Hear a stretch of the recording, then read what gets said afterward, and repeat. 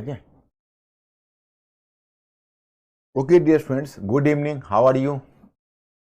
हम लोग स्वतंत्रोत्तर भारत में चल रहे और पोस्ट इंडिपेंडेंस एरा का टॉपिक हमारा चल रहा, हम लास्ट फेज में जा रहे। अब देखिए, ये दो टॉपिक हमारा बच गया है, एक इकोनॉमी के ऊपर और कुछ क्वेश्चंस भी मैं आपसे डिस्कस करूंगा, क्योंकि मेरे स्टूडेंट्स कुछ क्वेश्चंस आंसर के बारे में प्रॉब्लम बता रहे थे। तो क्योंकि आप लोग प्रीलिम्स के क्वेश्चन तो बहुत बढ़िया कर रहे हो, अब मेरी चिंता केवल है कि आप लोग मेंस में थोड़ा सा लिखना सीखिए। और मेंस में लिखना कोई ऐसी मुश्किल नहीं है, बस टॉपिक को बढ़िया से समझना है, उसके छोर को पकड़ना है और आगे बढ़ जाना है, बस इतना ही उसमें जरूरत होती है। क्वेश्चन को सही ढंग से एनालाइज करना सीखो। और मैं बहुत जल्दी आपको मॉडर्न हिस्ट्री का, मिस्टर अंकुर, इनका क्वेश्चन ट्रांसफर हुआ है कि नहीं अभी तक साइट पर? आपको मैं लगभग 50 क्वेश्चन भेजने वाला हूं, मॉडल आंसर, और जो कि आपका इस पर आपके इंस्टीट्यूट के साइट पर होगा। ये मैं भेजने वाला हूं, बहुत जल्दी आपको भेजूंगा। और कुछ क्वेश्चन मैं क्लास में भी डिस्कस करूंगा। और आज मैंने टारगेट बनाया है, एक टारगेट हमारा है कि हम नेहरूवादी आर्थिक मॉडल आपको समझा सकें। ओके, तो आज पूरा तो शायद नहीं हो पाएगा, कुछ कल भी हमें इस पर समय देना पड़ेगा, लेकिन कोशिश मैं करता हूं कि जितना तक हो जाए। तो पहले हम लोग फटाफट क्वेश्चन कर लेते हैं, क्योंकि क्वेश्चन करने की आप लोगों को आदत हो गई है। आप लोग क्वेश्चन की प्रतीक्षा में होगी, लेकिन आप लोग इतना बढ़िया परफॉर्मेंस कर लेते हो, कोई क्वेश्चन गलत आप करते ही नहीं हो। तो मुझे लगता है आप क्वेश्चन पूछने की आवश्यकता है नहीं, क्योंकि प्रीलिम्स में काफ़ी अच्छा आप लोग कर रहे हो। लेकिन अब धीरे धीरे थोड़ा फैक्ट्स को बढ़ाना पड़ेगा हल्का सा। तो अभी तो, लेकिन जितना आपकी समझदारी आ गई है उसमें, जैसे आपने बीपीएससी भी दिया होगा तो वहाँ भी आप लोगों ने कुछ बताया कि परफॉर्मेंस अच्छा हुआ, उसी प्रकार से आप प्रीलिम्स में कहीं भी जाओगे तो बहुत सारा क्वेश्चन तो आप अपने कॉन्सेप्ट से ही कर दोगे, थोड़ा बहुत और फैक्ट्स की जरूरत आपको पड़ेगी। अन्य पिछड़ी जातियों की संवैधानिक स्थिति के विषय में निम्नलिखित में से कौन सा कथन सत्य है? अन्य पिछड़ी जाति यानी ओबीसी, अन्य पिछड़ी जातियां का मतलब समझते हो, ओबीसी। ये मूल संविधान में अन्य पिछड़ी जातियों के लिए कोई प्रावधान नहीं लाया गया था। बी, मूल संविधान में अन्य पिछड़ी जातियों की पहचान को स्वीकार किया गया था। सी, अन्य पिछड़ी जातियों के लिए आरक्षण की अनुशंसा सर्वप्रथम मंडल आयोग द्वारा की गई। और डी, उपयुक्त में से कोई नहीं। Students, be fast. मतलब आपको इसमें खोजना है कौन सा कथन सत्य है।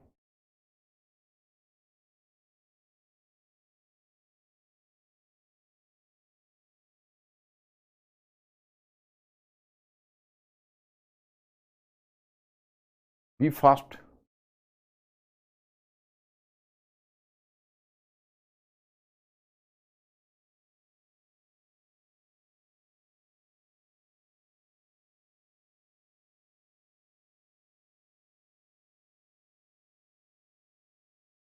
देखो मैं स्टूडेंट्स,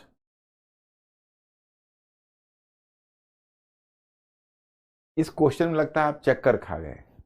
मूल संविधान में अनपिछड़ी जाति पहचान को स्वीकार किया गया था, ये गलत है। मूल संविधान में अनपिछड़ी जातियों के लिए कोई प्रावधान नहीं लाया गया था, ये सही है।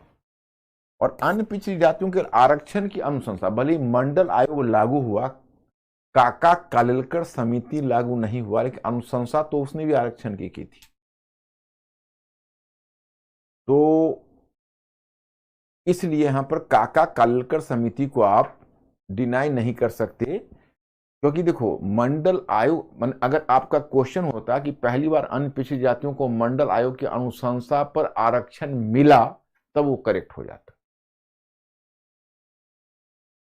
क्वेश्चन नंबर 2, निम्नलिखित कथनों पर विचार कीजिए। एक, आरंभ से ही केंद्रीय विधानमंडल एवं प्रांतीय विधानमंडल में अनुसूचित जाति के लिए सीटों का आरक्षण अनिश्चित काल के लिए किया गया था। 2, संविधान का अनुच्छेद 46 जनजातीय लोगों के आर्थिक सामाजिक विकास के प्रति प्रतिबद्धता दर्शाता है।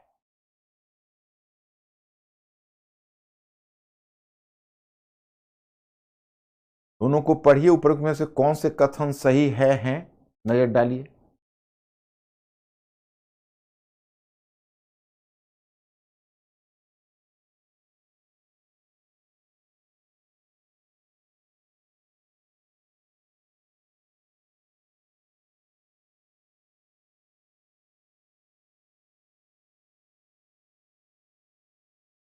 B for Bombay, yes correct answer, correct. Question number 3, निम्नलिखित में से कौन से अनुच्छेद धार्मिक अल्पसंख्यकों को संरक्षण प्रदान करते हैं?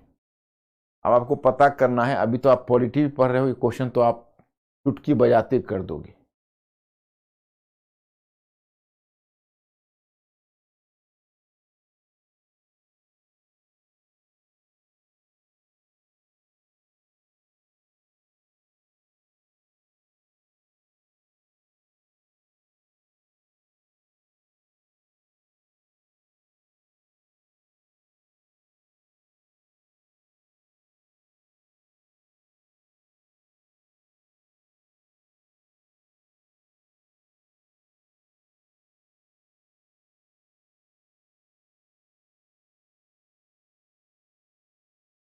क्या? डी, बी 2, 3 और 4, यस करेक्ट आंसर। 25, 26, 28 दोनों सब। आप तो जानते हो कि 25 से 28 तक 27 भी है उसमें, लेकिन इसमें 25, 26, 28 से 24 अलग है, तो आप जानते हो। निम्नलिखित में से किस संवैधानिक संशोधन द्वारा प्रस्तावना में पंथ निरपेक्षता शब्द जोड़ा गया था? ये तो आप लोग चुटकी बजाते हुए ही कर दोगे, क्योंकि आप लोग पॉलिटी पढ़ रहे हो।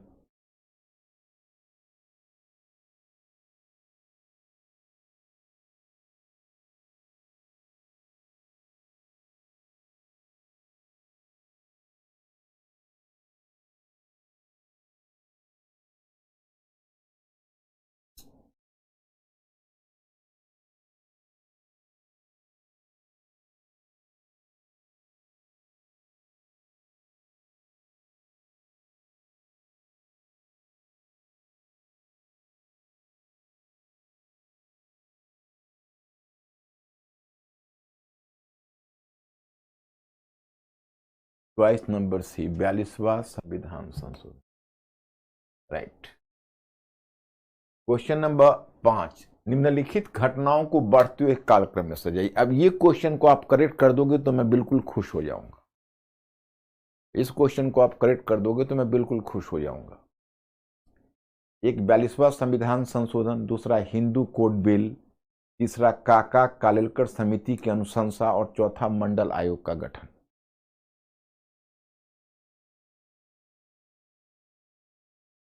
ये पीछे वाला ही आ रहा है।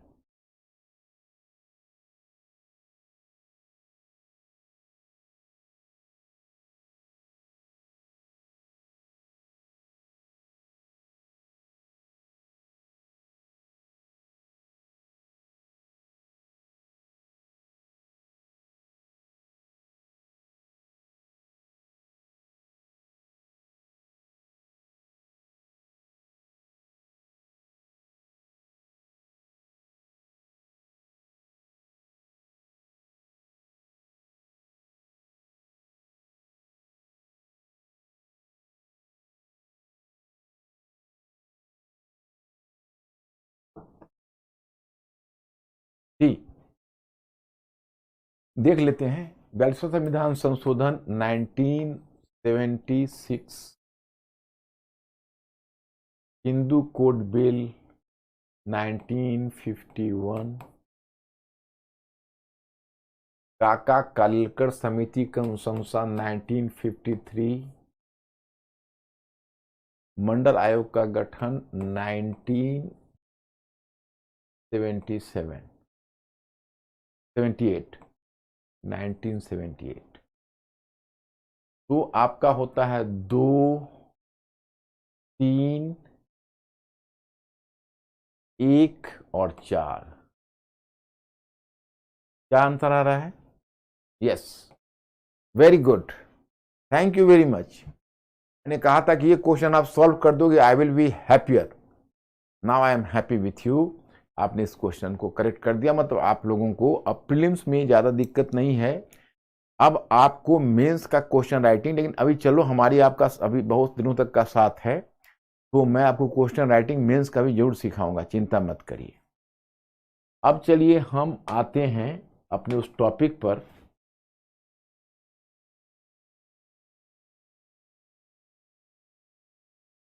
देखो, पहली बात ये कि हमने पहली क्लास से आपको एक इंस्ट्रक्शन दिया, उस इंस्ट्रक्शन को आपको नहीं भूलना है। पहला मेरा इंस्ट्रक्शन है कि जैसे बचपन में आपको याद होगा कि अब आप लोगों ने उससे गेम खेला है या नहीं, लेकिन मैं अपना एक्सपीरियंस बता रहा हूँ। जैसे बचपन में मैं था तो मेरे गार्जियन कुछ ऐसा एक ब्लॉक का डब्बा ला के देते थे जिसमें ब्लॉक होता था, तो एक तरफ से उस ब्लॉक को जोड़ते थे तो चैरियट बनता था, रथ बनता था।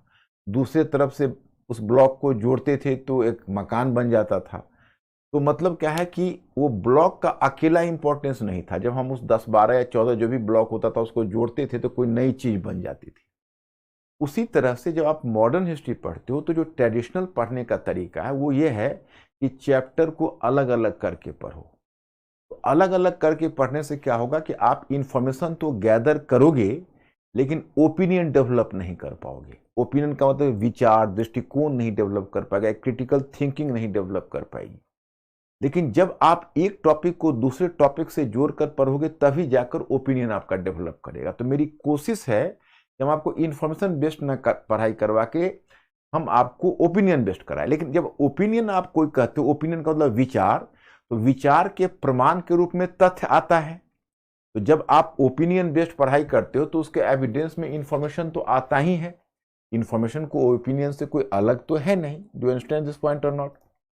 तो मतलब क्या है कि आपको क्या करना होता है कि ओपिनियन और इंफॉर्मेशन को साथ साथ जोड़ना पड़ता है। तो इसी क्रम में मैंने आपको बताया इंफॉर्मेशन का मतलब है कोई बहुत ज्यादा इंफॉर्मेशन नहीं जो तो आपके ओपिनियन को सपोर्ट कर सके। तो हमने मॉडर्न हिस्ट्री को 4 पार्ट में बांटा है।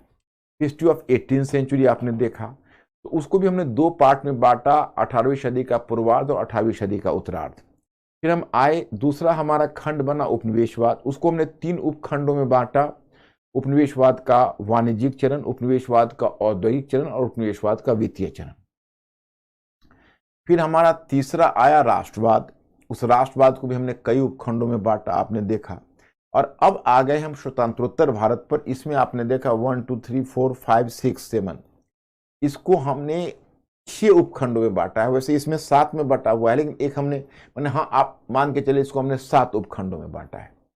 तो पहले अंकुर इनसे पूछो मेरे स्टूडेंट से, मैं क्वेश्चन करने जा रहा हूं जिसका तुरंत रिप्लाई करना जैसे आपने प्रीलिम्स का किया है, कि क्या आपकी पढ़ाई धीरे धीरे सूचना से दृष्टिकोण की तरफ या इंफॉर्मेशन से ओपिनियन की तरफ बढ़ रहा है?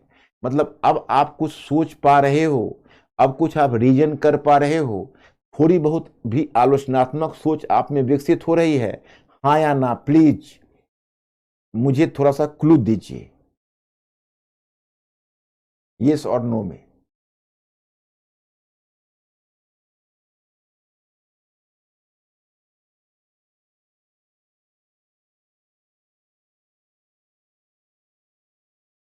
Yes, very good my student, मुझे आपसे यही उम्मीद थी। अब देखिए, अब मैं यहां पर आपको बताने जा रहा हूं कि हम लोगों का जो, जब हम स्वतंत्रोत्तर भारत जो आपका टॉपिक है उसमें मुख्य जो मुद्दा है आपका, वो मुद्दा है राष्ट्र। आपका जो स्वतंत्रोत्तर भारत का टॉपिक है उसमें मुख्य मुद्दा है राष्ट्र निर्माण। और ये राष्ट्र निर्माण के ये 7 अंग हैं।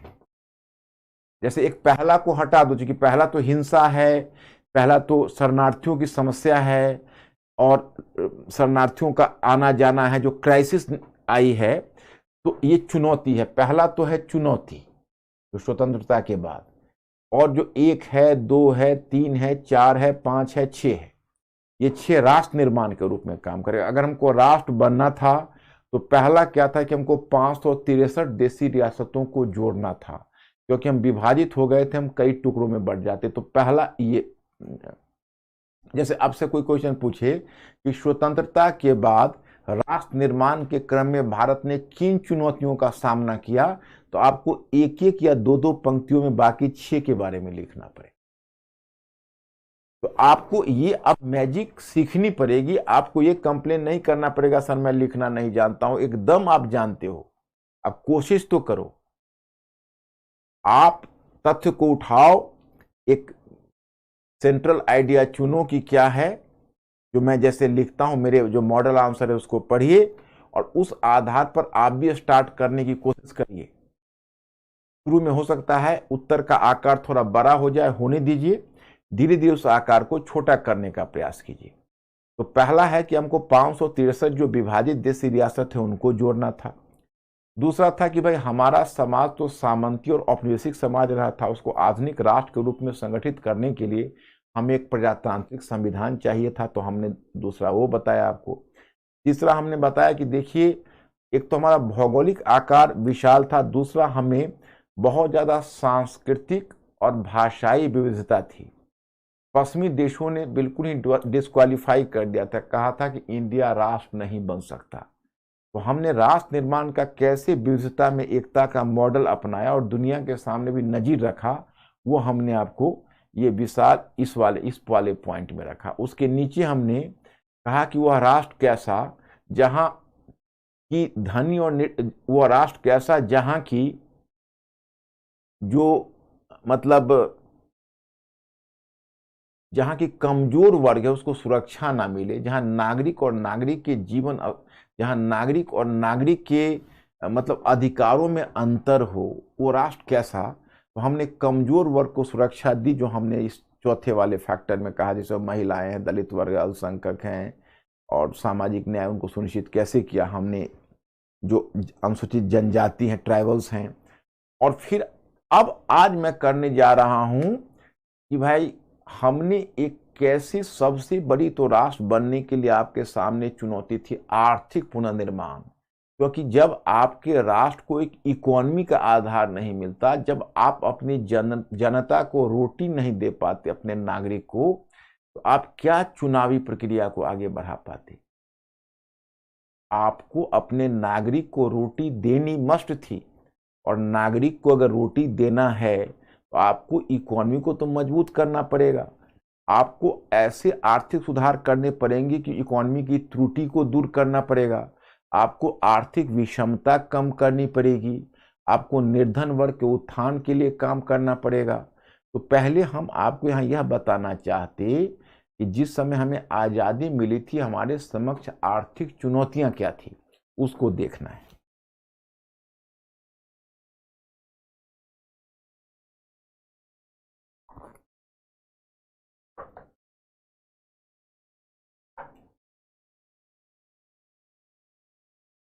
तो पहले हम यहां पर देखते हैं कि औपनिवेशिक अर्थव्यवस्था की विरासत क्या थी।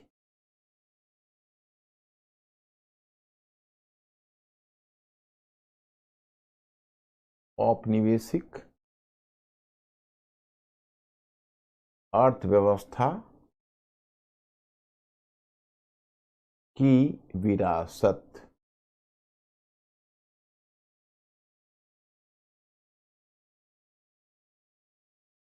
तो पहला औपनिवेशिक अर्थव्यवस्था की विरासत। औपनिवेशिक तो समझ ही रहे हो, अगर आज की तारीख में कोई आपसे पूछता हो औपनिवेशिक है, एक बात बताओ, किसी चौपाल पर किसी अन्य बच्चों से, इतिहास पढ़ने वालों से जब आपका वाद विवाद होता है, तो आपको अपनी स्थिति पर कॉन्फिडेंस आता है कि नहीं, कि आपकी समझ में आज बहुत अस्पष्टता आ गई है।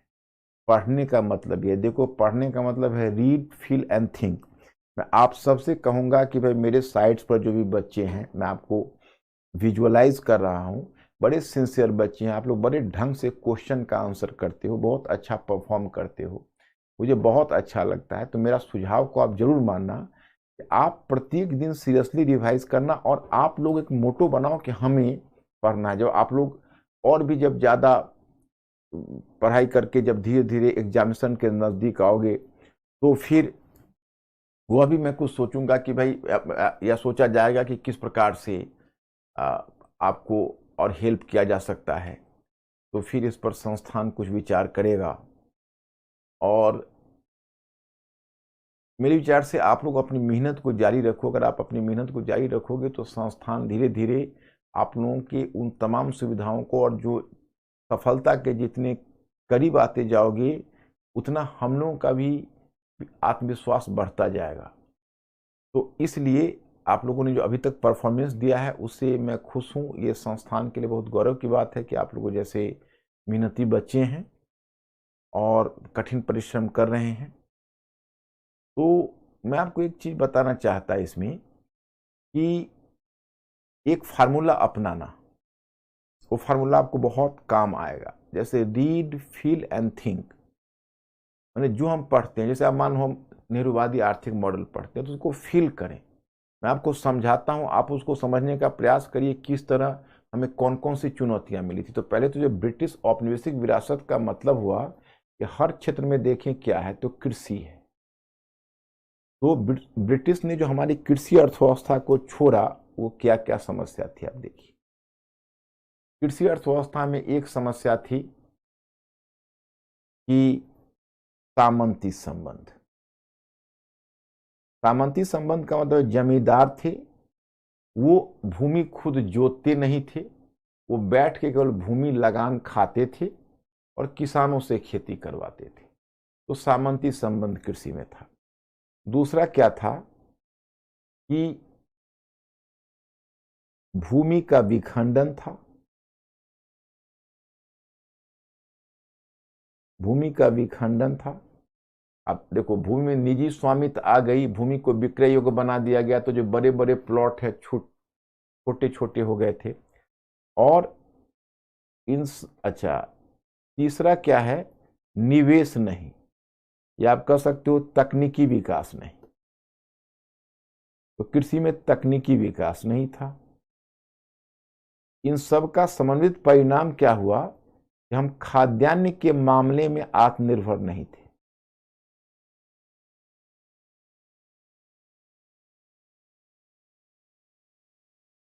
हम खाद्यान्न के मामले में आत्मनिर्भर नहीं थे।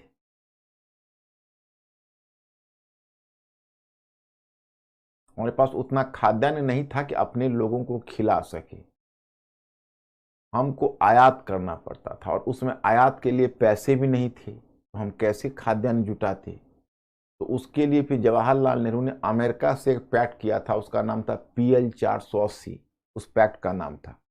उसके तहत जो अमेरिकन लोग हैं वो हमको गेहूं को सप्लाई करते थे, लेकिन गेहूं की सप्लाई तो करते थे, उसकी कीमत हमसे मांगते थे, पैसे में नहीं। कहते थे अंतर्राष्ट्रीय संगठन में आप अमेरिका का साथ दीजिए, अमेरिका के पक्ष में बोलिए, और विदेश नीति में आप हमारा समर्थन कीजिए। तो गेहूं का मतलब है कि वो गेहूं कहीं ना कहीं हमारी विदेश नीति की आज़ादी पर कुठाराघात करेगा, और उसको हम कैसे दूर करेंगे उसको देखेंगे। दूसरा क्या था हमारे सामने समस्या, कृषि के अलावा उद्योग था। तो उद्योग में कुछ जो उद्योग थे, तो उपभोक्ता संबंधी कुछ उद्योग तो था,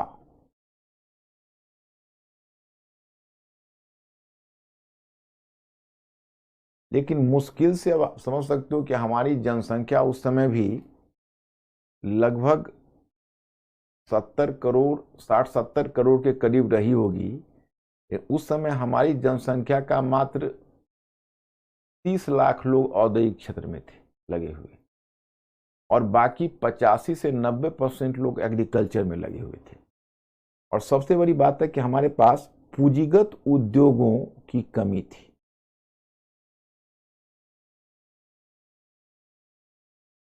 पूंजीगत उद्योगों की कमी थी, मतलब हमारे सामने पूंजीगत उद्योग थे, उसकी कमी थी। अब कहोगे भाई ये पूंजीगत उद्योग क्या होता है, that is called, I am just telling you, ये पूंजीगत उद्योग क्या होता है।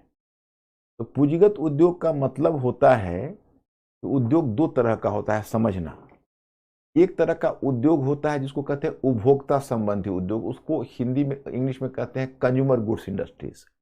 और दूसरे को कहते हैं पूंजीगत उद्योग, मतलब कैपिटल गुड्स इंडस्ट्रीज।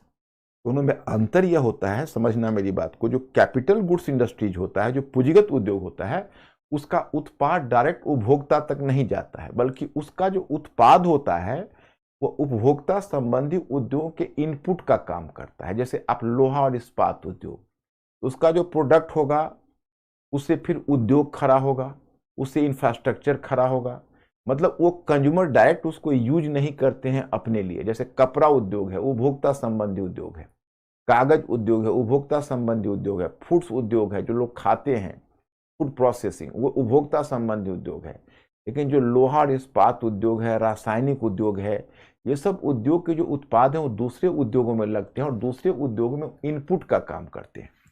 तो कोई भी देश जो औद्योगिकरण में आगे आता है, उसको उपभोक्ता संबंधी उद्योग चाहिए। आप समझ सकते हो कि आजादी के समय हमारे पास एक ही लौह और इस्पात उद्योग था, वो भी प्राइवेट सेक्टर में था, और वो थे टिस्को, जो टाटा आयरन स्टील कंपनी जिसको कहते हो। अच्छा, उसको टाटा आयरन स्टील कंपनी कहते हैं, यहीं से इसको कर लेते हैं टैग। उपभोक्ता संबंधी उद्योग था, पूंजीगत उद्योगों की कमी थी, मतलब जो पूंजीगत उद्योग था वो पूंजीगत उद्योग नहीं थी, उसकी कमी थी। और अब तीसरा देखोगे, सामाजिक क्षेत्र।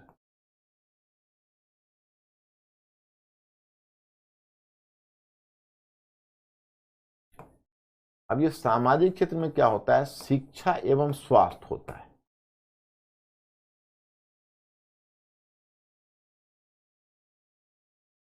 जैसे आपका अगर शिक्षा और स्वास्थ्य का क्षेत्र पिछड़ा हुआ है तो सभी पिछड़ा हुआ है, क्योंकि जो शिक्षा और स्वास्थ्य है वो आपके ह्यूमन कैपिटल डेवलपमेंट के लिए, ह्यूमन डेवलपमेंट के लिए आवश्यक है। लोग अशिक्षित रहेंगे तो हमारी, आप यही समझ सकते हो कि शिक्षा और स्वास्थ्य में एक औपनिवेशिक सरकार क्यों निवेश करेगी। एक औपनिवेशिक सरकार शिक्षा और स्वास्थ्य में तो निवेश करने में कोई रुचि लेती नहीं थी, इसमें नहीं के बराबर निवेश हुआ था। तो हमारे पास हॉस्पिटल की बेहद कमी थी, और सबसे बड़ी बात यह है कि हमारी उसमें साक्षरता दर मात्र 16% थी।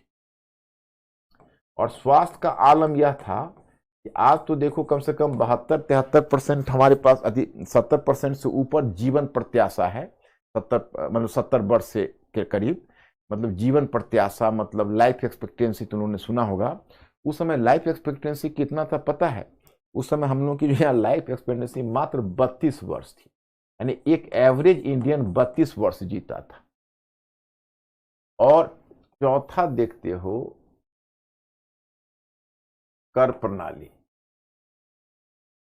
अब कर प्रणाली कहते हैं, इसको इंग्लिश में कहते हैं इनइगैलिटेरियन, और हिंदी में कहते हैं अन्यायपूर्ण। अब कर प्रणाली अन्यायपूर्ण क्यों थी? कर प्रणाली अन्यायपूर्ण इसलिए थी क्योंकि जो कर देता था वह निर्धन ज्यादा देता था। जैसे नॉर्मली क्या होना चाहिए, टैक्स सिस्टम का क्या पद्धति होनी चाहिए? टैक्स सिस्टम की पद्धति होनी चाहिए जो धनी है उसको ज्यादा कर लगे और निर्धनों को कम कर लगे, यही तरीका होना चाहिए। लेकिन उस जो ब्रिटिश हुकूमत के समय 52% भू राजस्व था कर में, 52%, जो टोटल हमारा जो राजस्व था उसका 52% भू राजस्व था, और 16% नमक कर था। तो 52% तो किसान को देना पड़ता था, और जो नमक कर है उस सभी को बराबर देना पड़ता था जो भी नमक खाते थे। लेकिन उसमें तो बेचारे निर्धन के ऊपर तो अत्यधिक अधिभार हो गया। तो हमारी कर प्रणाली भी अन्यायपूर्ण थी। अब यहां से बच्चों हम लोगों को विकास के लिए बढ़ना था। अब हम लोग कैसे बढ़ेंगे उसी की कहानी हम लोगों को करनी है। तो ये आप लोगों को समझ में आ गया होगा। अब हम आगे बढ़ते हैं।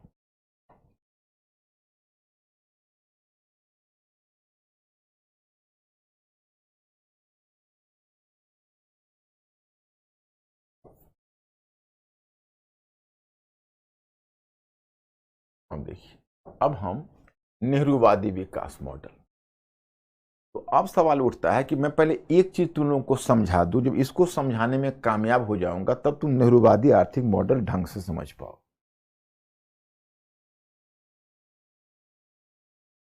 देखो, जैसे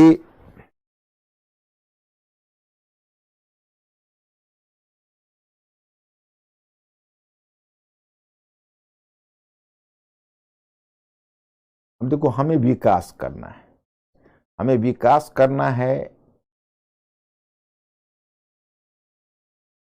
तो किसी भी इकोनॉमी में दो सेक्टर होते हैं। पहले मैं बता देता हूं, ये पूंजीवादी अर्थव्यवस्था।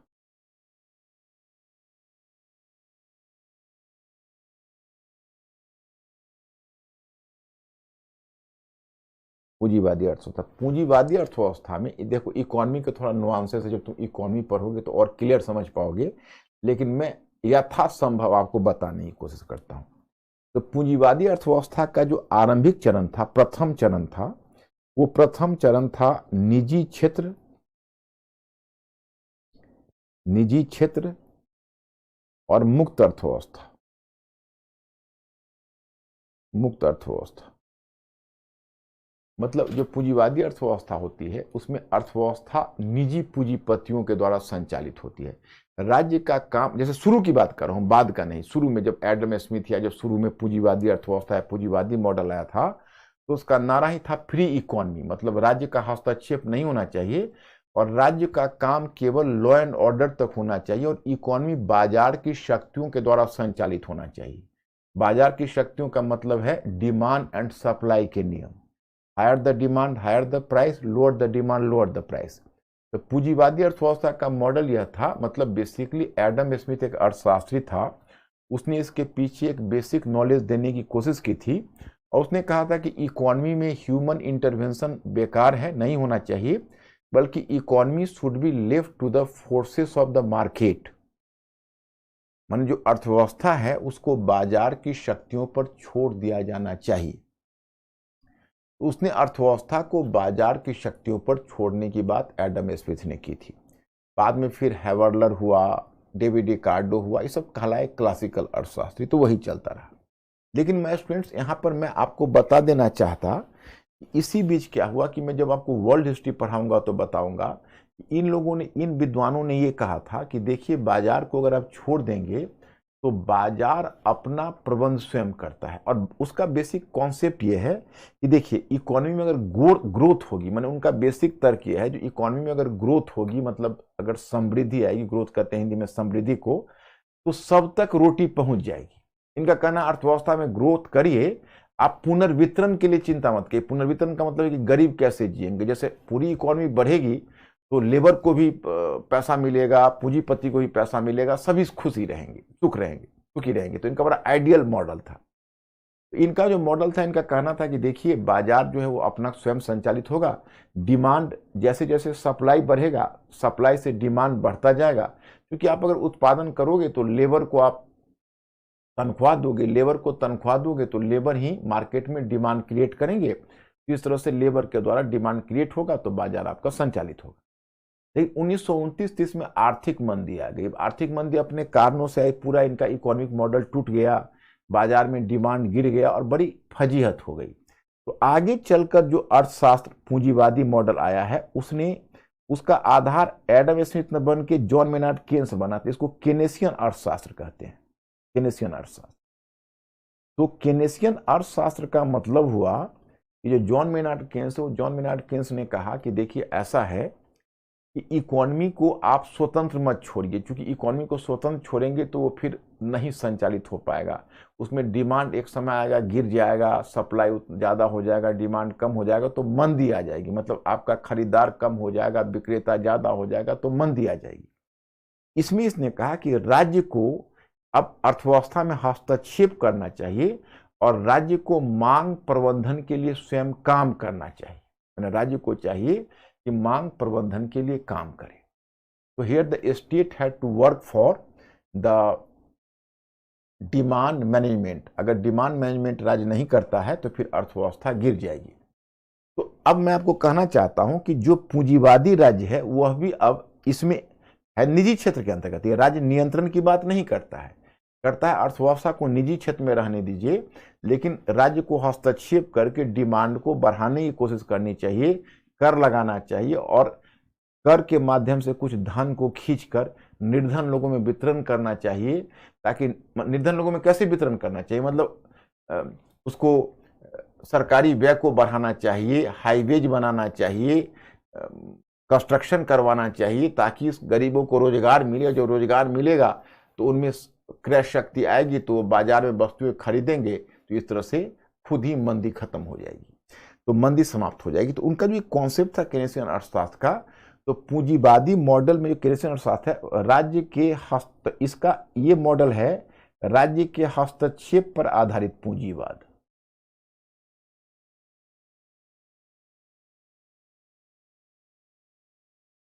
राज्य के हस्तक्षेप पर आधारित पूंजीवाद। ओके, तो अब देखो राज्य के हस्तक्षेप पर आधारित पूंजीवाद तुम लोगों ने शायद मेरे मेरे मैटर को पढ़ा होगा, मेरे मैटर को फिर एक बार आज आप लोग जाओगे, क्योंकि इकोनॉमी वाला जो होता है टॉपिक थोड़ा कॉम्प्लिकेटेड होता है। तो वैसे मैं अपनी तरफ से पूरी कोशिश करता हूं, लेकिन आप लोग भी थोड़ा सा ध्यान रखना कि घर पर जाकर फिर, इसलिए मैं पीडीएफ पहले भेज देता हूं, और आगे भी मैं जो क्लास लूंगा उसमें पीडीएफ पहले भेजता रहूंगा।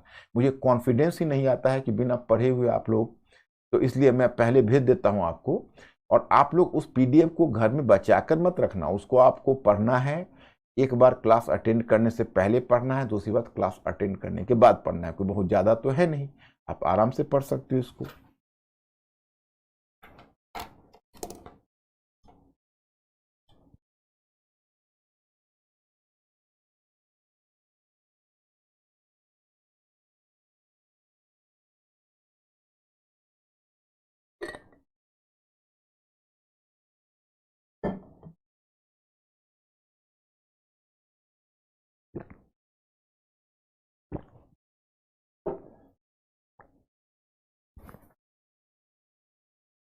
अब आप आराम से पढ़ सकते हो, मेरा ये कहना है कि ये आपके लिए कोई नई बात नहीं है।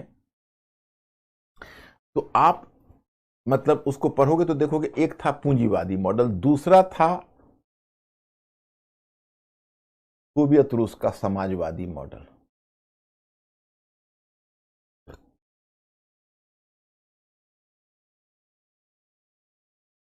सोवियत रूस का समाजवादी मॉडल। अब ये सोवियत रूस का समाजवादी मॉडल समझने में कहीं ना कहीं विश्व इतिहास की कमी आ रही है, क्योंकि जब विश्व इतिहास पढ़ोगे तब सोवियत रूस की, तब आप रूस की बोल्शेविक क्रांति पढ़ोगे, वहां पर एक समाजवादी सरकार स्थापित हुई। ये राज्य नियंत्रण अर्थव्यवस्था था, एक कंप्लीट राज्य नियंत्रण में अर्थव्यवस्था। तो मैं आपको यह कहना चाहता कि अभी तो आप लोग शायद न्यूज़पेपर वगैरह का कितना यूज कर पाते हो पता नहीं, लेकिन शीघ्र ही आप लोग कर पाओगे। मेरा विश्वास है कि जैसे जैसे आप लोगों का कॉन्सेप्ट क्लियर होता जाएगा, आप लोग न्यूज़पेपर को ज़्यादा बढ़िया ढंग से यूज कर पाओगे। तो मैं आपको बताना चाहूंगा कि जैसे आज देखो, तो आज नेहरूवादी आर्थिक मॉडल पर चौतरफा अटैक होता है। कहा जाता है कि नेहरू ने अर्थव्यवस्था को डुबा दिया, क्योंकि उनको ये कहते हैं कि भाई उन्होंने राज्य नियंत्रित अर्थव्यवस्था को लाया, मतलब उन्होंने मिश्रित अर्थव्यवस्था को लाया। मिश्रित अर्थव्यवस्था की हम बात आपको समझाएंगे कि उन्होंने मिश्रित अर्थव्यवस्था को लाया, मतलब उन्होंने राज्य के नियंत्रण में अर्थव्यवस्था को रखा और निजी क्षेत्र पर बहुत भरोसा नहीं किया। लेकिन मैं उन महानुभावों से ये पूछना चाहता हूं कि पहले आप यह देखिए कि जिस समय नेहरू ने अपनी आर्थिक नीति, भारत को आज़ादी मिली और जब पंडित जवाहरलाल नेहरू जब अपनी आर्थिक नीति के संचालन के लिए आए थे, तो आर्थिक नीति के संचालन में उस समय उनके सामने इकोनॉमी मॉडल दो था। एक तो सोवियत रूस का मॉडल था जिससे वो बहुत प्रभावित थे, जो राज्य के नियंत्रण में। अब जैसे देखो दोनों में फर्क क्या है, मैं आपको बताता हूं। जो पूंजीवादी अर्थव्यवस्था है, केन्स से पहले, तो केनेसियन अर्थशास्त्र, उससे पहले की बात बता रहा हूँ, जो एडम स्मिथ की पूंजीवादी अर्थव्यवस्था है, वो कहता था कि अर्थव्यवस्था को, बाजार को आप छोड़ दीजिए, बाजार की शक्तियों को अगर आप फ्री छोड़ देंगे तो वह मांग और पूर्ति के नियम के अनुसार बाजार की शक्तियां खुद संचालित होगी और सब तक पैसे पहुंच जाएगी, सब तक रोटी पहुंच जाएगी, सभी तक संपन्नता पहुंच जाएगी। किसी को उसमें कोई पुनर्वितरण करने की आवश्यकता नहीं है। और केनेसियन अर्थशास्त्र जब आया तो उसने देखा कि भाई ये इस जो भविष्यवाणी थी एडम स्मिथ की सही नहीं हुई, सभी तक नहीं पहुंच पाई, तभी तो डिमांड कम हुआ। अगर सभी तक पहुंचता रहे तो डिमांड कम क्यों होगा, फिर मंदी क्यों आएगी। उसने कहा कि नहीं, राज्य को डिमांड क्रिएट करने के लिए काम करना चाहिए। तब धीरे धीरे पूंजीवादी अर्थव्यवस्था में भी थोड़ा सा वेलफेयर वर्क शुरू हो गया। क्योंकि अब देखो, जैसे अब अमेरिका में देखो, रूजवेल्ट ने क्या किया, लोगों को रोजगार देने के लिए उसने एक हाउसिंग प्रोजेक्ट लाया, एक आवास योजना लाई। उस आवास योजना में जितनी अमेरिका का स्लम था, गंदी बस्तियां थी, वो सब आधुनिक बस्तियों में तब्दील हो गई, मकानों का निर्माण करवा दिया। जैसे उसी पैटर्न पर यहाँ पर इंदिरा आवास योजना भारत में लाई गई। तो उससे क्या होता है, एक कहावत आपने सुनी होगी, गरीबों को की सुनो तुम्हारी सुनेगा, तुम 1 पैसा दोगे तो 10 लाख देगा। तो आप जैसे गरीबों के विकास के लिए काम करोगे तो गरीब भी आपके लिए काम करता है। तो कुल मिलाकर आप देखते हो यहाँ पर कि एक बहुत महत्वपूर्ण बात यह हो गई कि राज्य हस्तक्षेप पर जो आधारित पूंजीवाद था, वो भी कोई एडम स्मिथ या फ्री इकोनॉमी की बात अब नहीं रही। अब राज्य का हस्तक्षेप पूंजीवादी मॉडल में भी था और राज्य का और समाजवादी मॉडल में तो राज्य का पूरा नियंत्रण था। समाजवादी मॉडल यह मानकर चलता था कि नहीं, हम बाजार की शक्तियों पर नहीं छोड़ेंगे, हम आर्थिक पुनर्वितरण करेंगे, धनी लोगों से छीन को और निर्धन में उसका वितरण करेंगे। तो रूस ने क्या किया, भूमि का सामूहिकीकरण कर दिया, मतलब निजी संपत्ति लैंड में समाप्त कर दिया, सारे लैंड को सामूहिक नियंत्रण में रख दिया, सारे उद्योगों को राज्य नियंत्रण में रख दिया स्टालिन ने। तो इस तरह से और पंचवर्षीय योजना लाई। पंचवर्षीय योजना सबसे पहले सोवियत रूस में आई थी। आप लोगों ने पंचवर्षीय योजना का पता नहीं, नाम सुना होगा या नहीं, क्योंकि 2014 में मोदी जी ने उस योजना को, योजना आयोग को बंद कर दिया, उसकी जगह नीति आयोग को स्थापित किया। तो एक निखिल मेनन है, वो कहते हैं कि 1951 में योजना शुरू हुई थी और 1950 में योजना आयोग का गठन हुआ था और 1950 में ही मोदी जी का जन्म हुआ था और मोदी जी ने फिर अंत में योजना आयोग को बंद करके नीति आयोग को लागू किया। तो आप लोग तो नीति आयोग के युग में आए हो, तो पता नहीं योजना आयोग से आप लोग वाकिफ हो या नहीं। तो जो योजना लागू हुई, उस योजना में, योजना का मतलब सोवियत रशिया ने योजना शुरू की। योजना का मतलब हुआ कि पूरी इकोनॉमी अब राज्य के नियंत्रण में रहेगी। क्या योजना आयोग लोग जानते हैं ना, क्या बोल रहे हैं? यस है। तो क्योंकि अंकुर हमारे और आपके भी दुभाषीय का काम करता है, पता है। तो he is playing a very great role as a bridge between us. मतलब अंकुर के माध्यम से हमको सूचना मिलती चलती है कि आपका क्या रिस्पॉन्स है।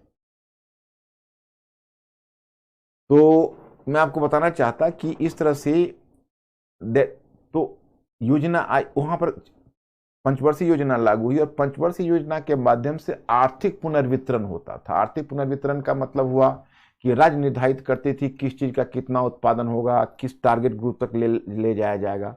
तो सोवियत रशिया का दावा था कि जो पूंजीवादी मॉडल है उसमें धनी और भी धनी होते हैं और गरीब और भी गरीब होते हैं और गरीबों को सुविधाएं पहुंच नहीं पाती है, क्योंकि मनु का कहना है कि भाई राज्य निजी क्षेत्र में होता है और निजी क्षेत्र तो अपने लाभ के लिए काम करता है। निजी क्षेत्र अपने लाभ के लिए काम करता है। तो जब निजी क्षेत्र अपने लाभ के लिए काम करता है तो वह तो गरीबों को देखेगा नहीं, तो निर्धन लोग निर्धन ही रह जाते हैं। लेकिन सोवियत रूस का जो मॉडल है उसमें राज्य एक्टिव काम करके धनी लोगों से एक्स्ट्रा छीनकर निर्धनों में बांटता है। तो ये मॉडल को लगा और यह इसमें योजना आयोग का गठन करके योजना का किया गया। तो अब आप बताइए, जब पंडित जवाहरलाल नेहरू आए थे तो उसमें वो कौन इकोनॉमिक ढांचे को अपनाते? तो इकोनॉमिक ढांचे में उनको जाहिर है कि उसमें पूंजीवाद में भी केनेसियन अर्थशास्त्र लागू हो गया था, तो राज्य हस्तक्षेप पर आधारित व्यवस्था तो जरूर होगी। दूसरा मैं आपको बताना चाहता कि मोदी जी के सामने जो विकास को मॉडल को जो प्रेरित कर रहा है, एक तो सोवियत रूस का समाजवादी मॉडल है, क्योंकि उन्होंने देखा कि सोवियत रूस एक कृषि पर आधारित अर्थव्यवस्था थी और उसने जो समाजवादी मॉडल को लागू किया तो उसने पूरी अर्थव्यवस्था को तेजी से परिवर्तित कर लिया, चेंज कर लिया और ऐसा ट्रांसफॉर्म किया कि मैं आपको वर्ल्ड हिस्ट्री में बताऊंगा। यह वह सोवियत रूस बन गया कि बाद में जब जर्मनी ने सोवियत रूस पर हमला किया तो सोवियत रूस जर्मनी को निगल गया। हिटलर को हराने का श्रेय सोवियत रूस को है, स्टालिन को, और वो इसलिए संभव हुआ कि सोवियत रूस की अर्थव्यवस्था का ट्रांसफॉर्मेशन हो गया। और दूसरा देख तो बॉम्बे प्लान। अब ये बॉम्बे प्लान का क्या चक्कर है? तो बॉम्बे प्लान का मतलब है कि 8 उद्योगपतियों ने 1944-45 में एक योजना स्वतंत्र रूप से बनाई। और आपको आश्चर्य होगा कि वैसे अगर यूरोप में अगर आप पूंजीपति या उद्योगपति को देखोगे तो यूरोपीय पूंजीपति और उद्योगपति हमेशा यही कहते हैं, या उनकी मंशा यही होती है, उनका ये कहना होता है यूरोपीय पूंजीपति और उद्योगपतियों का कि देखिए, सरकार अर्थव्यवस्था में हस्तक्षेप ना करे। लेकिन आपको जानकर आश्चर्य होगा, जो बॉम्बे प्लान के जो प्रतिपादक थे, उल्टा नेहरू की सरकार को इनवाइट किया कि आप अर्थव्यवस्था में हस्तक्षेप करिए और इकोनॉमी के डेवलपमेंट के लिए काम, राज्य को भूमि सुधार करिए, इंफ्रास्ट्रक्चर का डेवलपमेंट करिए और अर्थव्यवस्था में आप भाग लीजिए, राज्य हस्तक्षेप करे। क्योंकि उनका मानना था कि अर्थव्यवस्था इतना पिछड़ा हुआ है तो निजी क्षेत्र भी तरक्की नहीं करेगा जब तक राज्य कुछ बेसिक इंफ्रास्ट्रक्चर डेवलप नहीं कर देगा। तो देखिए, अब बॉम्बे प्लान भी कह रहा है कि राज्य का हस्तक्षेप अर्थव्यवस्था में होना चाहिए। इधर सोवियत रूस और जापान की औद्योगिक सफलता, पंडित नेहरू स्वतंत्रता आंदोलन के मध्य ही 1927 में जो रूसी क्रांति 1917 में रूसी क्रांति हुई और 1927 में नेहरू जी ने सोवियत रूस की यात्रा की और सोवियत रूस में जो उन्होंने सुधार और समृद्धि देखी तो उनका मन मचलने लगा कि भारत को आजादी मिले और हम भी समाजवादी मॉडल जैसा कुछ लागू करें। तो उनका था। दूसरी बात है कि सोवियत रूस एक आधुनिक राष्ट्र के रूप में और दुनिया की दूसरी महाशक्ति बन गया और एशिया का पहला देश, जो मैं वर्ल्ड हिस्ट्री में आप देखोगे, जो औद्योगिकृत देश के रूप में इमर्ज किया, एशिया का पहला देश, दैट वाज जापान।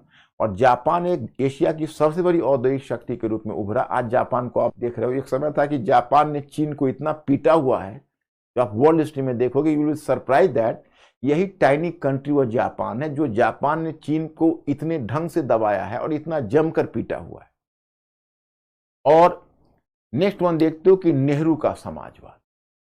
अब नेहरू का समाजवाद को कहते हैं हाइब्रिड वेराइटी ऑफ सोशलिज्म। क्यों? क्योंकि देखो, अब नेहरू के साथ है कि जैसे समाजवाद में नॉर्मली क्या होता है कि आर्थिक समानता का लक्ष्य रखा जाता है। मैं आपको बताना चाहता हूं, तो नेहरू भी आर्थिक समानता के लक्ष्य को पाना चाहते थे, लेकिन उनको हाइब्रिड इसलिए कहते हैं, मतलब दोगले किस्म का समाजवाद, क्योंकि एक तरफ वह सोवियत रूस से समानता का मॉडल ले रहे हैं और पश्चिमी देशों से व्यक्ति की स्वतंत्रता का मॉडल ले रहे हैं। क्योंकि देखो, सोवियत रूस में एक दिक्कत थी, जब विश्व इतिहास पढ़ोगे तो समझोगे कि सोवियत रूस में समाजवाद ने आर्थिक विकास का काम तो किया, आर्थिक समानता भी बहुत हद तक लाया, लेकिन उसने व्यक्ति की स्वतंत्रता को कुचल दिया, व्यक्ति को आजाद नहीं रहने दिया, व्यक्ति को रेजिमेंट करके रख लिया और इसी कारण से मॉडल टूटा भी। तो इसमें पंडित जवाहरलाल नेहरू का कहना था कि देखिए, हमें आर्थिक समानता चाहिए, लेकिन हम यह आर्थिक समानता व्यक्ति की स्वतंत्रता के मूल्य पर नहीं लाना चाहेंगे। हम चाहेंगे कि व्यक्ति की स्वतंत्रता भी बची रहे, क्योंकि व्यक्ति की स्वतंत्रता पर जो आधारित आर्थिक समानता होगी वो हमें पसंद नहीं। वो आर्थिक समानता के लक्ष्य को प्राप्त करना चाहते थे, परंतु व्यक्ति की स्वतंत्रता को कुचल करने। और एक मैं आपको बताना चाहता, आर्थर लेविस का मॉडल, आर्थिक विकास का मॉडल। एक अर्थशास्त्री है आर्थर लेविस, मैंने यहां इनको दे दिया है। जैसे देखो, जितनी बात मैंने दी है ना, मैंने सिर्फ इस सबको मैंने लिख दिया है। आर्थिक मंदी के पश्चात केनेसियन अर्थशास्त्र पर आधारित, जैसे सोवियत रूस, जापान की औद्योगिक सफलता, और यहीं पर हमने आर्थर लेविस का आर्थिक मॉडल भी दिया है कि नेहरूवादी आर्थिक मॉडल कहीं ना कहीं आर्थर लेविस के मॉडल पर आधारित था। इस मॉडल के अनुसार एक अविकसित अर्थव्यवस्था में एक कृषि अर्थव्यवस्था का क्षेत्र होता है, जहां अधिक श्रम उपलब्ध होता है। अगर उस श्रम को दूसरे क्षेत्र में लगा दिया जाए तो उससे कृषि उत्पादन कम नहीं होगा, और वहीं औद्योगिक क्षेत्र में उन श्रमिकों की उत्पादकता काफी बढ़ जाएगी। इससे सभी क्षेत्रों का परस्पर विकास होगा। जैसे मैं बताता हूं अभी उदाहरण से, तब आप समझ में आएगा। जैसे देखो, आर्थर लेविस का कहना है कि आपकी जो अर्थव्यवस्था है उसमें आपका औद्योगिक क्षेत्र छोटा है और लगभग 85% कृषि क्षेत्र है, यानी 85% कृषि में लोग लगे हुए हैं। तो उसका कहना है कि आप इसमें से अगर 10% लोगों को निकालकर उद्योग में ले जाओगे, इससे कृषि उत्पादन कम नहीं होगा, क्योंकि आपका इतने लोग कृषि में लगे हुए हैं, तो उससे आपको कृषि पर और भी ज्यादा जनसंख्या की निर्भरता के कारण कृषि भी पिछड़ रही है। इसमें अगर 10% लोगों को आप उद्योग में लगा दोगे, इससे आपका औद्योगिक क्षेत्र विकसित होगा।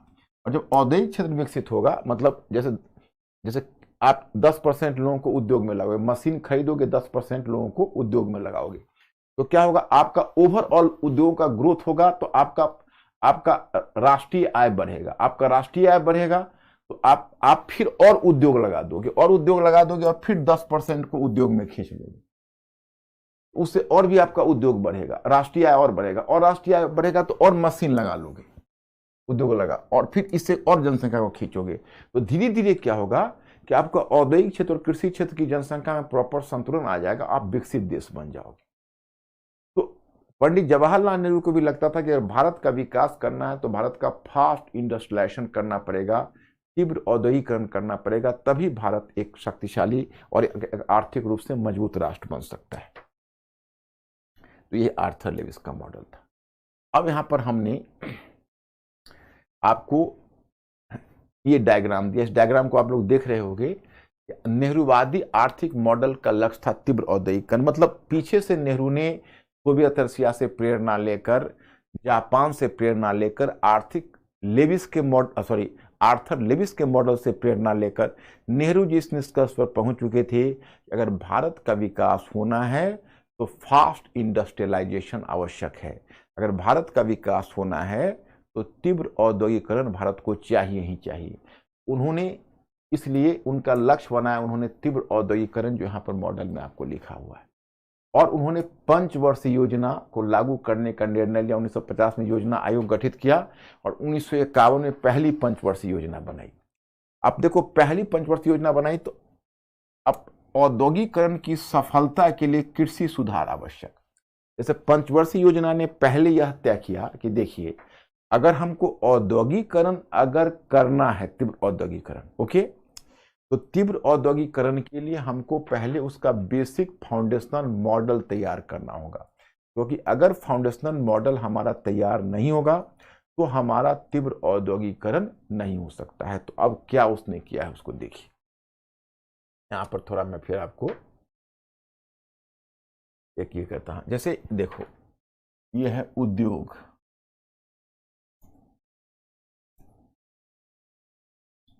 और ये है कृषि।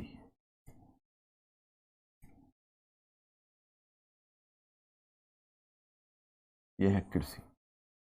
तो अगर आपके उद्योग को तरक्की करनी है तो पहले कृषि को भी तरक्की करानी पड़ेगी। कृषि को इसलिए तरक्की करानी पड़ेगी तो अगर आपकी कृषि तरक्की नहीं करती है, ओके, तो उसमें एक दिक्कत आ जाएगी, फिर आपका औद्योगिकरण की तरक्की नहीं हो पाएगी। क्योंकि कृषि अर्थव्यवस्था आपके उद्योगों को दो रूपों में सपोर्ट करती है। एक, कच्चे माल देती है।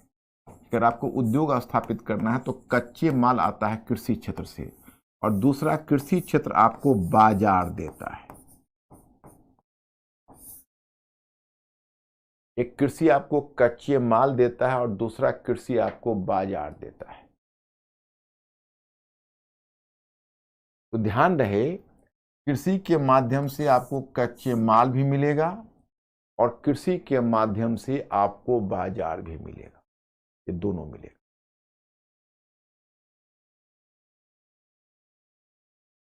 तो कृषि उद्योग को कच्चे माल देगा और बाजार देगा। तो जब तक आपका कृषि सेक्टर डेवलप नहीं होगा तब तक बाजार नहीं। और कृषि को विकास करना है तो सिंचाई का विकास करना होगा, ओके। और सिंचाई के विकास के साथ आपको उद्योग बनाने हैं तो ऊर्जा का ही विकास करना पड़ेगा। तो देखिए, पहली पंचवर्षीय योजना में क्या तय हुआ, इसको देखिए। तो औद्योगिकरण की सफलता के लिए कृषि आवश्यक, तो पहले हुआ। अब कृषि सुधार करोगे तो दो प्रकार का सुधार होगा। एक प्रकार का सुधार है, उसको कहेंगे संस्थागत सुधार। संस्थागत सुधार का मतलब हुआ कि कृषि में जैसे दो तरह का सुधार होता है। एक को कहते हैं इंस्टीट्यूशनल रिफॉर्म, दूसरे को कहते हैं तकनीकी सुधार, टेक्नोलॉजिकल रिफॉर्म्स।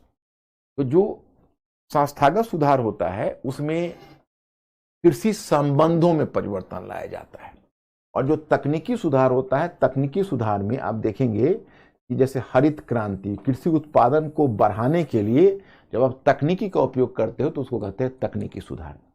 तो पहले नेहरू जी की सरकार ने संस्थागत सुधार पर बल दिया। उनका संस्थागत सुधार से उनका मानना यह था कि पहली समस्या तो कृषि में है कि कृषि में जो संबंध है वो अन्यायपूर्ण संबंध है। अन्यायपूर्ण संबंध है मतलब इनजस्टिस है। इनजस्टिस उनका कहना है इस तरह से है कि कृषि में जमींदार हैं जो बिचौलिए की तरह खेती तो नहीं करते हैं, उत्पादन का एक बड़ा अंश खाते रहते हैं, किसानों से लेते हैं और खुद खेती नहीं करते। तो वैसे जमींदारों से किसानों को मुक्त किया जाए, इसके लिए पहला कदम उन्होंने उठाया जमींदारी उन्मूलन, ओके। फिर भूमि हदबंदी।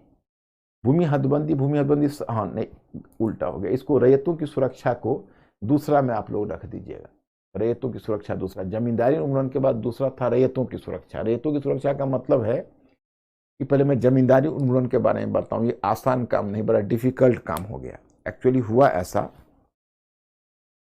कि आप तो अभी संविधान पढ़ते हो तो मौलिक अधिकार आपने पढ़ा होगा। तो जिस समय संविधान सभा में बात चल रही थी तो नेहरू जी की इच्छा थी कि हम संपत्ति का अधिकार उसमें ना डालें, क्योंकि उनको डाउट था कि संपत्ति का अधिकार डालने से, क्योंकि उनका तो समाजवाद का लक्ष्य था, तो समझते थे अगर संपत्ति का अधिकार डाल दूंगा तो आगे प्रॉब्लम आएगा।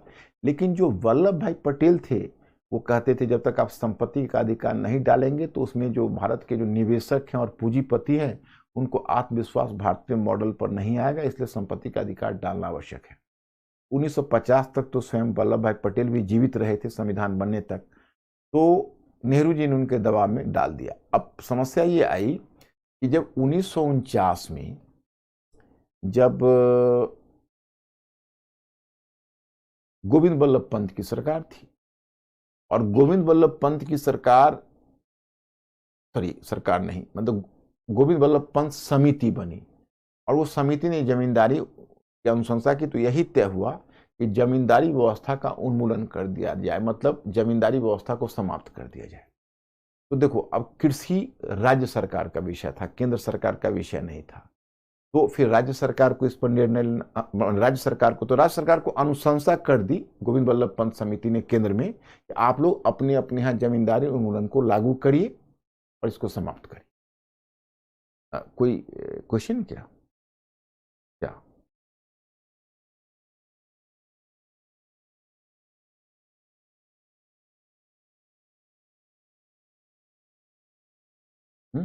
कंटेक्स्ट ऑफ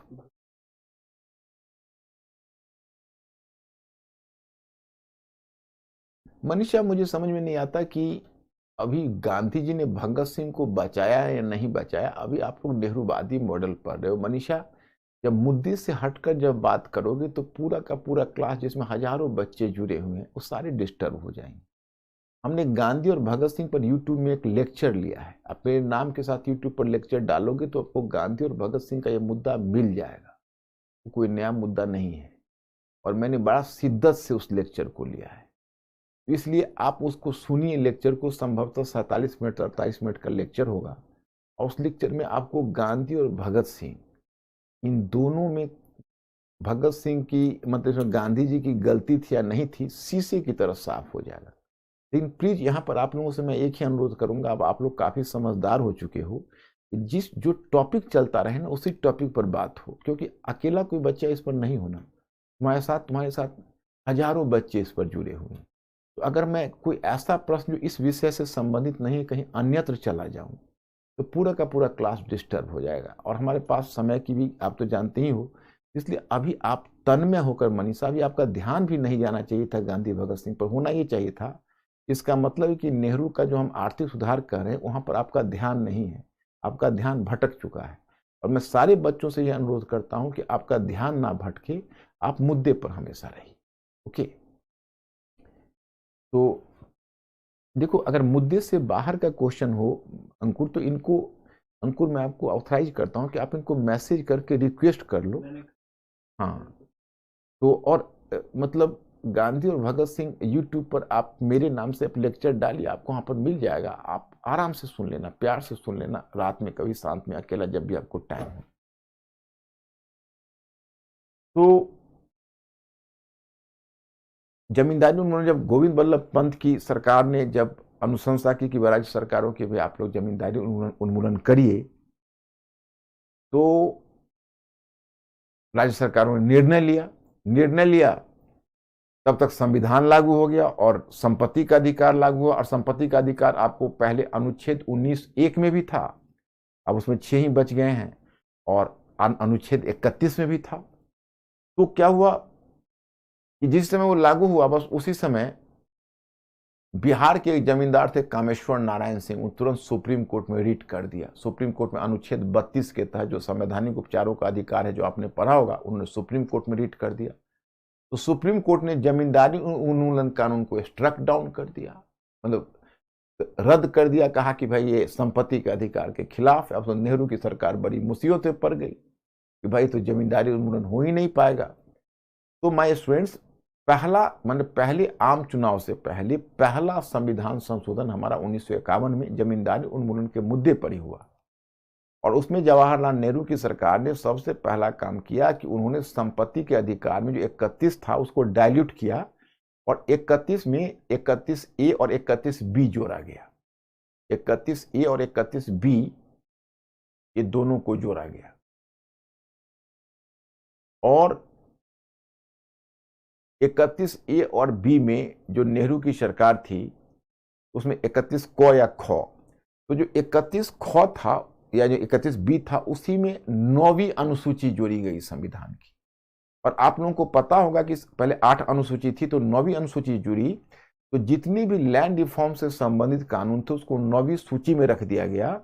और अगर कोई कानून 9वीं सूची में, मतलब उसको एक तरह से समझो तो भूत से बचाने के लिए भगवान की देहरी बना दी गई कि जो कानून 9वीं अनुसूची में रहेगी उसको जुडिशियरी टच नहीं करेगी। तो खैर जुडिशियरी ने अभी तक टच नहीं किया है, लेकिन जुडिशियरी ने एक बार 2007 में निर्णय सुप्रीम कोर्ट ने अपने मतलब किसी वर्डिक्ट में ये स्पष्ट किया था कि अगर हम चाहें तो हम 9वीं अनुसूची को भी रिवाइज कर सकते हैं, क्योंकि अब तो बेसिक स्ट्रक्चर थियरी आ गई ना। तो कोई ऐसा वैसा कानून बनाकर अगर आप 9वीं अनुसूची में डाल दोगे, तो अगर कोई ऐसा वैसा कानून बनाकर अगर आप 9वीं अनुसूची में डाल दोगे तो उसको तो सुप्रीम कोर्ट चैलेंज कर सकता है। तो खैर अब बेसिक स्ट्रक्चर वाली अवधारणा आ गई, अब जानते ही हो। इस तरह से ये हुआ। तो खैर नया संविधान संशोधन हुआ, फिर राज्य सरकार ने अपने अपने क्षेत्र में जमींदारी उन्मूलन के लिए कदम उठाए। लेकिन उसमें एक बड़ी चूक हुई। बड़ी चूक ये हुई कि जमींदारी उन्मूलन के लिए जो कानून बनाए गए वो नाकाफी थे। क्योंकि एक तो आप लोगों को मैंने पढ़ाया था, शायद अब आपको याद हो गया, भूल गए होंगे, कुछ बच्चे तो जरूर याद रखा होगा, मेरा विश्वास है कि जब मैंने अस्थाई बंदोबस्त आपको पढ़ाया था तो उसमें मैंने जीरात लैंड और कास्ट लैंड दो बताए थे। कास्ट लैंड में मैंने कहा था रैयत खेती करते थे और जीरात लैंड जमींदारी की निजी भूमि थी। तो इसमें क्या हुआ कि कास्ट लैंड को समाप्त कर दिया गया, मतलब जहां पर रैयत खेती करते थे उन रैयतों को स्वतंत्र कर दिया गया। लेकिन जहां जमींदार का जो जीरात लैंड है वो उनको जोतने के लिए छोड़ दिया गया कि जमींदार अपने जीरात लैंड को जोत सकते, मतलब उनका निजी भूमि रह गई। तो भाई जमींदारों के पास जीरात लैंड भी तो बहुत ज्यादा था, हजारों, कुछ जमींदारों के पास जीरात लैंड हजारों बीघे में था। तो प्रैक्टिकली तो ग्रामीण क्षेत्र में जमींदार रह ही गए। एक चूक ये हुई। दूसरी बात है कि जो कास्ट लैंड उनसे छीन कर रैयतों को दे दिया गया, मतलब रैयतों को उसका स्वामी बना दिया गया। जिसका जो लैंड था, पहले रैयत स्वामी नहीं थे, रैयत को स्वामी घोषित कर दिया गया। उसके बदले भी जमींदारों को थोड़ा कंपनसेशन मिला। और सबसे बढ़कर जमींदारों के अंतर्गत बहुत बड़ी भूमि का भाग रह गया जो आगे भूमि हदबंदी करनी पड़ी। भूमि हदबंदी का मतलब है लैंड सीलिंग। रैयतों की सुरक्षा का मतलब यह हुआ कि जो रैयत थे वह रैयत में दो समस्या रैयतों के सामने थी। एक तो भू राजस्व की दर बहुत ज्यादा था। भू राजस्व की दर लगभग कुल उत्पादन का 1/4 भाग था। इन भू राजस्व की दर को कम करके 1/4 से 1/6 भाग किया गया। दूसरा कि रैयतों को भूमि के स्वामी के रूप में पूरी तरह से स्थापित कर दिया गया, तो रैयतों का सुरक्षा मिल गई। अब आगे चलकर सरकार ने महसूस किया कि भाई जमींदार तो रह ही गए, लोगों के पास बहुत बहुत ज्यादा लैंड है। 1959 में नागपुर में कांग्रेस की बैठक हुई, यानी कांग्रेस के, उसमें तो 1959 तक तो आप मान के चलिए कि अगर एक्सेप्ट एक केरला को ले लेंगे जहां पर पहला कम्युनिस्ट सरकार केरला में स्थापित हुई, उसको भी तो नेहरू जी के सामने में ही अनुच्छेद 356 का पहला दुरुपयोग उसमें हुआ और केरला में भी तो सरकार को गिरा ही दी गई। लेकिन चलिए कम से कम ऐसा हुआ कि 1959 को, नहीं तो बाकी जितने भी प्रांत थे उसमें कांग्रेस की सरकारें थी। तो तय यह हुआ कि जो कांग्रेस की सरकार है, क्योंकि इसलिए नागपुर में कांग्रेस ने अपने अधिवेशन में राज्य सरकारों को कहा कि आप लोग भूमि हदबंदी को लागू करिए, लैंड सीलिंग। लैंड सीलिंग का मतलब हुआ एक सीमा लैंड पर लगा दीजिए और उससे ज्यादा जिसको लैंड है उसको छीन लीजिए और छीन कर लैंड निर्धनों में बाद में उसका वितरण होगा। चकबंदी तो आगे बताऊंगा, पहले हदबंदी समझो ना। हदबंदी का मतलब होता है अंग्रेजी में लैंड सीलिंग। लैंड सीलिंग का मतलब हुआ भूमि पर सीमा निर्धारित करना। अब चकबंदी क्या होती है तो आगे बताऊंगा ही ना, तो चकबंदी समझ ही जाओगे। अभी फिलहाल लैंड सीलिंग तो समझो। लैंड सीलिंग का मतलब हुआ भूमि हदबंदी। हदबंदी का मतलब हुआ कि भूमि पर एक प्रकार की सीमा लगा दी गई कि भाई इतना अधिक से लोग भूमि नहीं रख सकता। अब उसमें एक समस्या उसमें भी आई। भूमि हदबंदी कानून को तो लागू किया गया, लैंड सीलिंग कानून को तो लागू किया गया, लेकिन उसमें एक समस्या यह आ गई कि ये राज्य सरकार को लागू करना था, और राज्य सरकारों को कहीं ना कहीं वोट के कारण, वोट की राजनीति के कारण जमींदारों से साठगांठ था। तो जो लैंड होल्डर्स थे उनको बहुत ज्यादा डोनेशन वगैरह भी मिलता था। तो राज्य सरकार कोई स्ट्रांग डिसीजन लिया नहीं, और उन लोगों ने एक तो सीलिंग की जो दर थी, जो लैंड भूमि की हदबंदी थी, सीमा थी, वो सीमा को बहुत ज्यादा करके रखा। मान लो किसी को 100 एकड़ अगर सीमा कर दो, 100 बीघे कर दो, 50 बीघे कर दो। नंबर 1 गलती ये हुई। और दूसरी गलती उन्होंने यह की कि इसका जो भूमि की सीमा निर्धारित होनी चाहिए थी, वो एक परिवार पर होनी चाहिए थी कि एक परिवार के पास इतनी ही भूमि हो।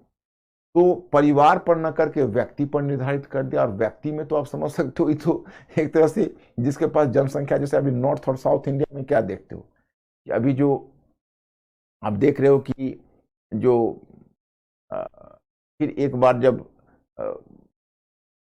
रीअरेंजमेंट हो रहा है सीट्स का, तो समस्या आ रही कि साउथ की जनसंख्या कम है और नॉर्थ की जनसंख्या ज़्यादा बढ़ी है। तो साउथ के लिए एक इंसेंटिव हो गया कि भाई अब लोकसभा चुनाव में उसको कम सीटें मिलेगी और उत्तर भारत में बढ़ जाएगी। तो ये बेसिकली ये समस्या जमींदारी उन्होंने भी होगी। भाई व्यक्ति पर आप दे रहे हो तो इसका मतलब कोई, इसके पास ज़्यादा बेटे हैं तो उनको ज़्यादा लैंड मिल जाएगा, जिसके पास कम बेटे हैं उनको कम लैंड मिलेगा। और फिर इसके बाद इतना ही नहीं हुआ, जिसके पास कम बच्चे हैं कम लैंड हुआ, और जो जिनके दादा दादी बहुत पहले मर चुके थे, परदादा मर चुके थे, उनके नाम पर भी लैंड, तो लैंड उसमें तो कंप्यूटराइज नहीं था, तो लैंड खोजना ही मुश्किल हो गया। और तीसरा ये हुआ कि चूंकि लैंड सीलिंग कानून को लागू करने में लोगों ने लेट किया था, तो जो बड़े बड़े जमींदार थे उन्होंने अपने लैंड का अपने संबंधियों के नाम पर बेनामी हस्तांतरण कर दिया। बेनामी हस्तांतरण का मतलब हुआ कि जब उसको लैंड रेवेन्यू जब उसको सरकारी डिपार्टमेंट पूछना ही कहेगा मेरा लैंड नहीं, मेरे संबंधी का लैंड है, उसको बेनामी हस्तांतरण। तब बेनामी कानून नहीं होता था, अब बेनामी कानून है। अब कोई रिस्क नहीं ले सकता, अगर किसी और के नाम पर आप लैंड किए तो उसी का हो जाएगा। तब ऐसा नहीं था, अगर तब ऐसा होता तो ऐसा लोग नहीं करते।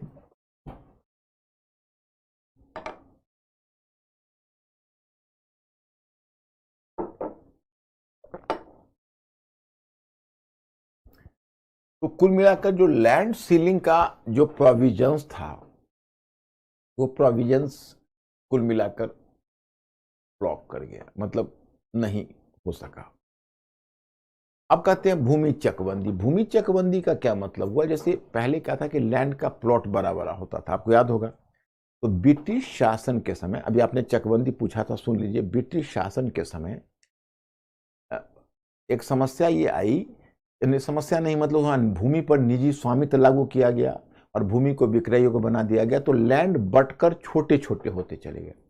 अब नौबत क्या थी, एक किसान के पास 5 बीघे लैंड है, इन 7 जगह पर है, तो उसको 7 जगह पर हल ले जाना पड़ता है, तो उसकी इफिशियंसी, उसकी क्षमता, दक्षता कम होती थी।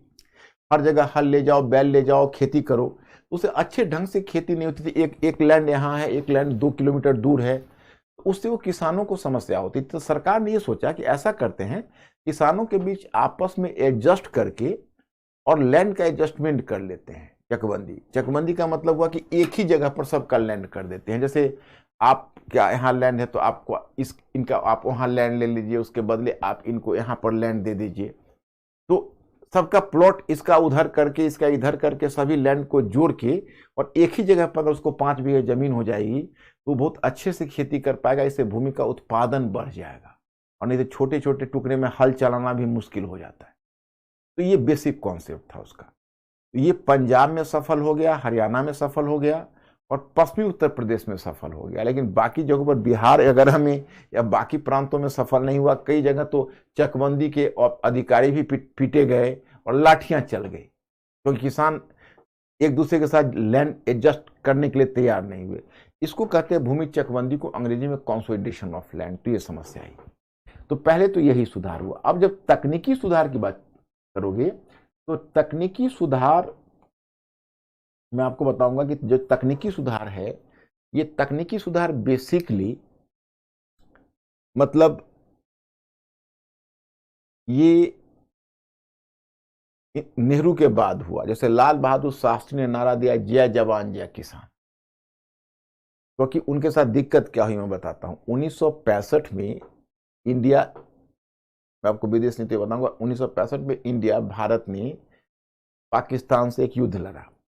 तो पाकिस्तान से युद्ध लड़ा और पाकिस्तान को शिकस्त दी, मतलब पाकिस्तान पूरी तरह तो नहीं हारा, लेकिन कम से कम पाकिस्तान पर दबाव बनाए रखा। तो अब अमेरिका का पार्टनर था पाकिस्तान, वो एक सीटो संगठन एशिया में था, दक्षिण पूर्व एशिया में, उसका भी अमेरिका की पहल पर बनी थी, उसमें भी पाकिस्तान मेंबर था। एक सेंट्रो था बगदाद पैक्ट, उसमें भी पाकिस्तान मेंबर था। तो अमेरिका डायरेक्ट पाकिस्तान के पक्ष में वॉर में तो नहीं उतरा, लेकिन अमेरिका बहुत ग्रीव्ड था और अंतर्राष्ट्रीय सम्मेलन में मतलब भारत को उसने मैंने कुछ शर्तें दी और कहा कि भाई हम अब जो हम PL 480 के तहत जो वहां से गेहूं का सप्लाई अमेरिका से होता था उसको रोक दिया। वहां लिंडन जॉनसन की गवर्नमेंट थी। तो इस पर लाल बहादुर शास्त्री को लगा कि यार अगर विदेश नीति में अपनी आवाज को बुलंद करनी हो विदेश नीति में, तो हमें कृषि उत्पादन को बढ़ाना पड़ेगा। क्योंकि हम खाद्यान्न के मामले में अमेरिका से जब हम खाद्यान्न का अनुदान ले रहे हैं, मतलब सॉफ्ट लोन ले रहे हैं, हम अमेरिका से कैसे बात कर सकते हैं? मैंने आप किसी का खाते हो तो उसे कैसे आप जोर तलब कर सकते हो?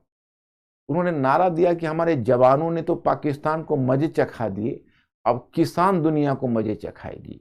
हमारे किसान आत्मनिर्भर बनाएगी हिंदुस्तान को और भारत आत्मनिर्भर बनेगा। जय जवान जय किसान का यही नारा हरित क्रांति की पीठिका बनी। हालांकि लाल बहादुर शास्त्री तो अधिक समय तक जीवित नहीं रहे, बस पाकिस्तान के वॉर कर 1966 में उनका डेथ ही हो गया, मतलब वही जनवरी में 1966 में।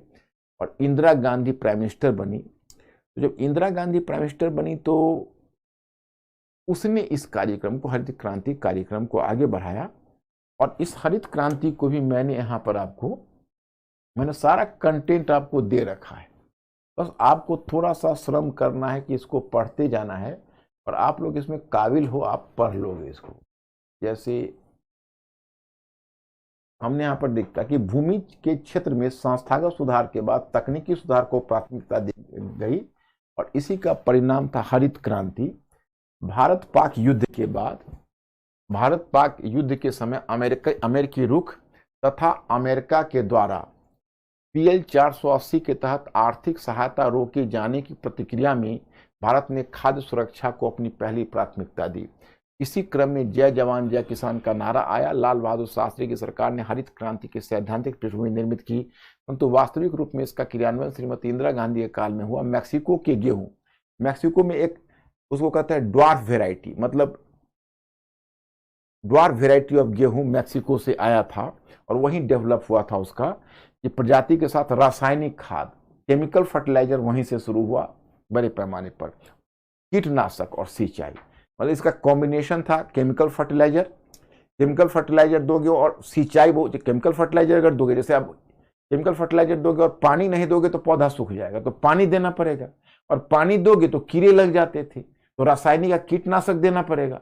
तो तीनों का कॉम्बिनेशन होता था उसमें हरित क्रांति में, और उसके माध्यम से हरित क्रांति को आगे बढ़ाया। आप में से तो बहुत सारे कृषक परिवार से होगे तो इस टेक्निकलिटीज को समझते होगे। और फिर आप देखोगे कि फिर खाद्यान्नों का उत्पादन 50 मिलियन टन से बढ़कर, इसको देखो उपलब्धियां क्या होगी, बढ़कर 180 मिलियन टन हो गया। हम लोग खाद्यान्न के मामले में आत्मनिर्भर हो गए, बहुत बड़ी उपलब्धि। ट्रैक्टर, रासायनिक खाद, कीटनाशक के उत्पादन को प्रोत्साहन देने क्रम में औद्योगिकरण को प्रोत्साहन मिला, क्योंकि आपको ट्रैक्टर का उत्पादन होना था, कीटनाशक का उत्पादन होना था, रासायनिक खाद का, तो बहुत नए नए उद्योग खुले। खाद्यान्न के मामले में भारत आत्मनिर्भर हुआ, तब विदेश नीति में इसकी आवाज बुलंद हुई। ये है हरित क्रांति का प्रभाव। सीमाएं भी है। इसका वास्तविक लाभ भारत के सीमित क्षेत्रों को प्राप्त हुआ था। पंजाब, हरियाणा एवं पश्चिमी उत्तर प्रदेश, मतलब पहले लॉट में इन्हीं को लाभ मिला, बाकी प्रदेश को ऐसा लाभ नहीं मिला। दूसरा, अब कृषि निवेश एक बड़ी चुनौती, इसलिए धनी और निर्धन किसानों के बीच विषमता बढ़ गई। देखो खेती महंगी हो गई, तो धनी किसान जिनके पास रिसोर्सेस था वो तो कर लेते, निर्धन किसान बेचारे पिछड़ते चले गए।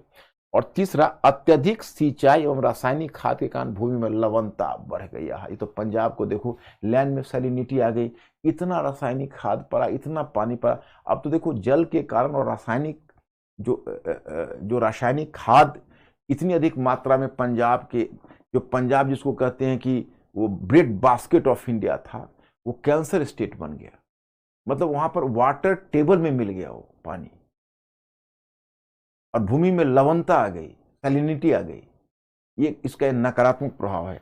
और जैव विविधता का भी ह्रास हुआ। अब केमिकल फर्टिलाइजर से तो बहुत सारे ऐसे कीड़े भी मर गए जो हमारे लिए उपयोगी है, जिसको बायोडाइवर्सिटी कहते हो, तो बायोडाइवर्सिटी का भी पतन हुआ। तो मैं स्टूडेंट्स आज मैं यहीं रुकता हूं, कल इसको जारी रखूंगा। हाँ,